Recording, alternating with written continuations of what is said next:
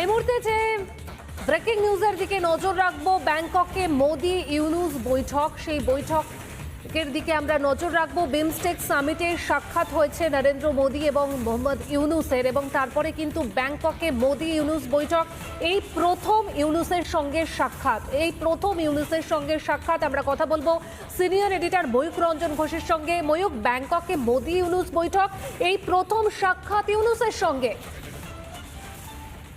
একদমই তাই। ভারত এবং বাংলাদেশের মধ্যে দ্বিপাক্ষিক বৈঠক হয় এবং বৈঠকে উপস্থিত ছিলেন ভারত এবং বাংলাদেশের তরফ থেকে একেবারে নির্দিষ্টভাবে ছবিতে যে দেখাই যাচ্ছে, প্রধানমন্ত্রী নরেন্দ্র মোদী ভারতের তরফ থেকে উপস্থিত ছিলেন, বিদেশমন্ত্রী এস জয়শঙ্কর উপস্থিত ছিলেন, ভারতের যারা আমলা এবং যারা কূটনীতিবিদ তারা উপস্থিত ছিলেন। অন্যদিকে বাংলাদেশের তরফ থেকে বিদেশমন্ত্রী উপস্থিত ছিলেন, বিদেশ সচিব যাদেরকে বলা হয় বিদেশ সচিব উপস্থিত ছিলেন প্রেস সচিব, এবং তার পাশাপাশি বাংলাদেশের তরফ